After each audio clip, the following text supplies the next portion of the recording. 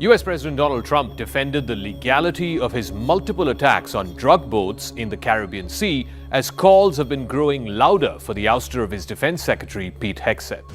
There are now mounting calls for the US Congress to examine whether a follow-up missile strike ordered by Hegseth, which killed survivors in the first ever strike in early September, amounted to a war crime or not. The lethal attack was the first in President Trump's legally disputed campaign of killing people suspected of smuggling drugs out at sea. The Trump administration says it struck multiple speedboats loaded with drugs that were meant for America that were sent from Venezuela actively by the Nicolas Maduro government. But the legality of these strikes have come under severe strain. Happy Thanksgiving from me, the Secretary of War. Happy Thanksgiving from the President. There are some serious questions about the decision to kill the initial survivors and what orders were issued exactly by Defence Secretary Pete Hegseth. But the White House has defended Hegseth and instead suggested it was some senior admiral who took that call. You said that the follow-up strike was lawful. What law is it that allows no survivors? The strike conducted on September 2nd was conducted in self-defense to protect Americans in vital United States interests. The strike was conducted in international waters and in accordance with the law of armed conflict. Did Admiral Bradley order that second strike because there were still survivors after the initial strike? Again, as I read for you, Admiral Bradley worked well within his authority in the law. He directed the engagement to ensure the boat was destroyed and the threat of narco-terrorists to the United States was completely eliminated. Hegseth, ahead of the September 2nd attack, ordered a strike that would kill the people on the boat and destroy the vessel which was supposedly carrying a big stash of drugs. But Hegseth's directive did not specifically address what should happen if the first missile turned out not to fully kill all those who were on board. Admiral Bradley ordered the initial strike and then several follow-up strikes that killed the initial survivors and then eventually sank the boat. The defense officials have clarified the sequence of events that led to the first and second strikes amid a political and legal uproar which followed a report in the Washington Post last week, which said that Admiral Bradley ordered the second strike to fulfill a directive by Hegseth to kill everyone on the boat. Now, the reaction has included questions about whether Hegseth specifically ordered the execution of shipwrecked sailors, which is in violation of the laws of war. Trump, when he was asked about this, said that Hegseth did not order the second strike and that he did not approve of the second strike, irrespective of whoever ordered it. Can you talk a little bit about the strikes and the controversy around Secretary of Defense Pete Hegseth? I don't know anything about it. He said he did not say that, and I believe him 100%. You don't know if there was You're talking about the two men? The second strike to kill the two men. No, he said he didn't do it. He said he never said Would that. you be okay with that if he did? He said he didn't do it, so I don't have to make that decision. Trump also sought to distance himself from the follow-up strike, saying that he wouldn't have wanted a second strike. He defended his broader policy of having the military use lethal force against people suspected of smuggling drugs.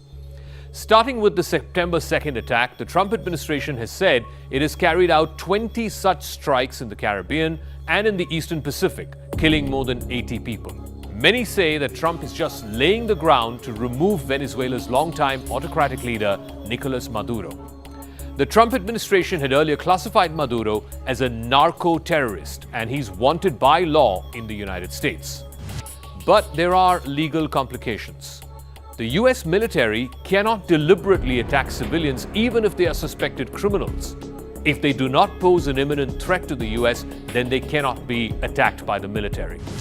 The Trump administration has worked around that. Their argument is that these strikes are legal because Trump has concluded that the United States is in a formal war with drug cartels, even though Congress has not declared any such war. Defense Secretary Pete Hegseth has been a political problem for President Trump since his confirmation back in January of this year.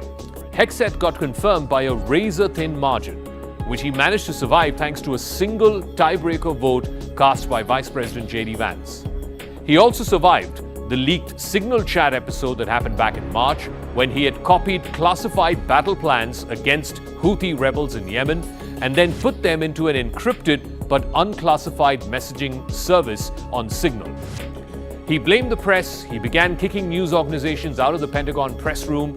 His team also brought in an archaic notification which insisted that journalists must sign a pledge never to seek news not approved by the Secretary's office. Now the political price of Hegseth's tenure at the Pentagon has increased as investigations mount into the legality of strikes that have killed scores of people in waters off Venezuela. Hegseth has a take-no-prisoners approach which has led Trump to question his choice of the man to lead the Department of War. Trump now sounds like he wants to put some distance between himself and his defense secretary. The tenure of Pete Hegseth has been characterized by conflict, missteps, and a run of chaos that is unmatched in the recent history of the Defense Department. And Hegseth is getting little support from the rest of Trump's national security team. Hegseth seems more interested in optics, whether it's posing for push-ups with the troops, rather than confront meaningful battles. He has said comparatively little about America's strategy for countering China, the country which the Pentagon's own mission statement says is the one power that can rival the American military. Instead, Hegseth has devoted a lot of times on drug boats in Venezuela and also to kick the press out of the Pentagon. Hegseth's days at the Department of War may be numbered.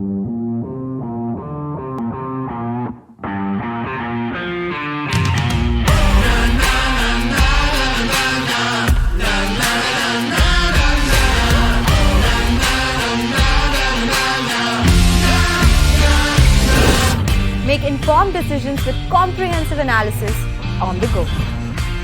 Strengthen your portfolio with real-time market updates on the go.